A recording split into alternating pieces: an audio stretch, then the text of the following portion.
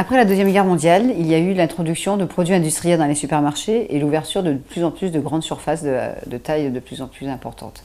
Et les gens, du coup, se sont habitués à travailler, passer du temps à faire du sport, à leur loisir, à conduire, à faire ses courses et à faire confiance à des marques de plus en plus connues.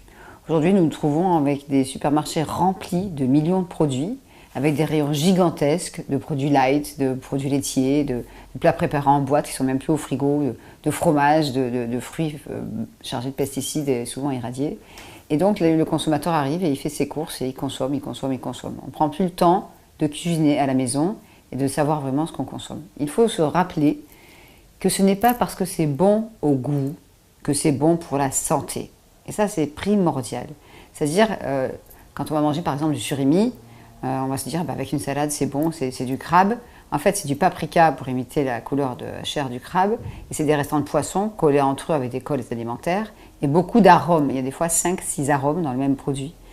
Des plats en boîte, on ouvre, on met chauffer ça au micro-ondes et on mange. On ne réfléchit plus, on ne cherche plus à savoir avec quoi c'est fait.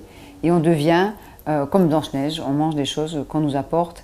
Et on ne cherche pas à réfléchir, à se dire qu'est-ce qu'il y a dans ce produit.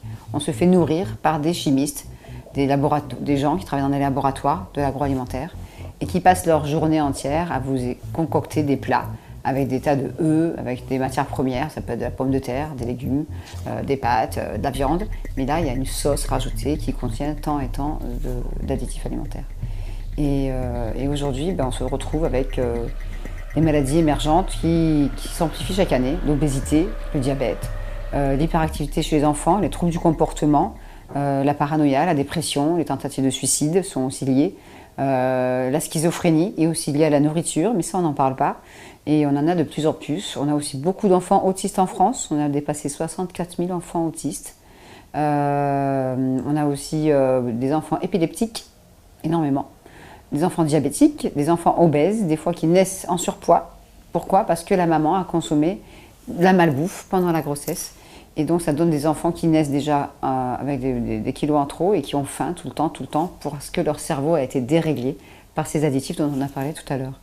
Il y a vraiment urgence à se réapproprier notre alimentation, à comprendre qu'on peut encore manger autrement et réapprendre à cuisiner.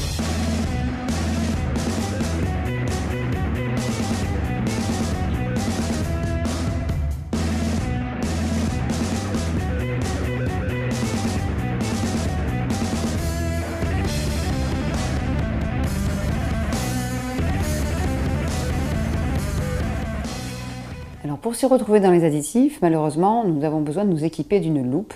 Parce que quand on prend un produit alimentaire, la liste des ingrédients est écrite en lettres de parfois d'un demi-millimètre de hauteur. Et là, on ne prend pas le temps de la lire. Et donc c'est souvent illisible, couleur vert foncé sur vert clair ou blanc sur bleu ciel, et on ne prend pas le temps de la lire. Donc il suffit de s'équiper d'une loupe qu'on trouve des fois à 1 ou 2 euros. Et du produit en question. Et là, on voit bien que tout ce qui est 20% gratuit, par exemple, c'est écrit en gros, la marque est toujours écrit gros, mais là, pour les ingrédients, on a du mal. Le consommateur étant pressé et voulant partir plutôt du supermarché, va partir avec son caddie rempli de produits alimentaires en faisant confiance. Plus la marque est connue, plus on fait confiance, surtout en période de crise. Et là, on ne prend pas le temps d'aller voir ce qui se cache dans le produit. Et c'est toujours la partie de l'étiquette la plus camouflée, on va dire. Donc là, on va voir dans ce produit édulcorant pour milieu, donc c'est ce qu'il y a de plus, xylitol, sucralose, acésulfame K, aspartame, il est là, gomme de base, émulsifiant, glycérol, arôme au pluriel, agent épaississant, gomme arabique, gomme xanthane, colorant, dioxyde de titane, bleu brillant FCF. Et là, on remarque qu'ils ont mis le nom bleu brillant FCF au lieu du code. Donc les gens, surtout sur les paquets de bonbons, les mamans disent il n'y a pas de E, donc j'achète. Pour savoir à quoi correspondent les noms, les codes, malheureusement, des milliers de personnes ont besoin d'un petit décodeur. Donc du coup, souvent, ils utilisent un livre sur les additifs, ou dont le mien. Et là, ils ont dans le tableau chaque code, dangereux ou pas, selon la couleur, et puis le nom et les risques pour leur santé. Et on devrait pouvoir manger des aliments sains, mais ce n'est plus le cas. Donc on se retrouve avec des millions de produits alimentaires de plus en plus nombreux, avec des rayons de plus en plus grands. Et la plupart de ces produits sont chargés de cette poudre, qui est donc du glutamate monosodique, ou au code E621, mais qui se cache sous des 30 à 40 noms différents, bien expliqués dans mon livre. Et on se retrouve avec des tonnes de colorants et aussi d'édulcorants de synthèse. Tout le monde connaît ce genre de petits produits. Et je connais même des jeunes femmes de 25 ans qui, chez la nounou, à l'âge de 3 ans, mettaient ça directement dans la bouche parce qu'il y en avait chez la nounou.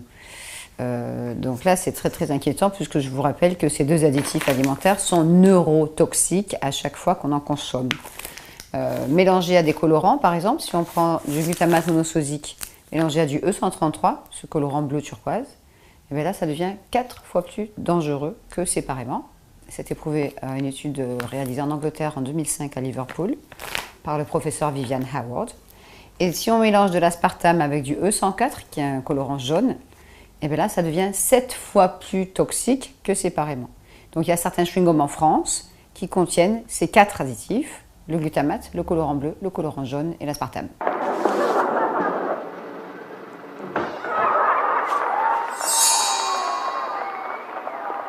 Pour l'aspartame, on peut le trouver donc sous les codes déjà cités, mais on le trouve dans plus de 14 000 produits alimentaires aujourd'hui et 5 à 600 médicaments même pour bébés. En fait, ces avancées technologiques ne sont pas forcément de bonnes avancées pour le consommateur. Le but des fabricants, des industriels de l'agroalimentaire, c'est de vendre toujours plus en quantité grandissante et de faire du profit, au détriment bien sûr de la santé du consommateur et des enfants. Parce qu'il y a des millions de parents aujourd'hui qui donnent des quantités industrielles de bonbons, de chips, de plats préparés, de plats en boîte ou de desserts lactés et qui ignorent totalement ce qui se trouve dans ces produits finis et qui pensent faire plaisir aux enfants ou nourrir sainement les enfants.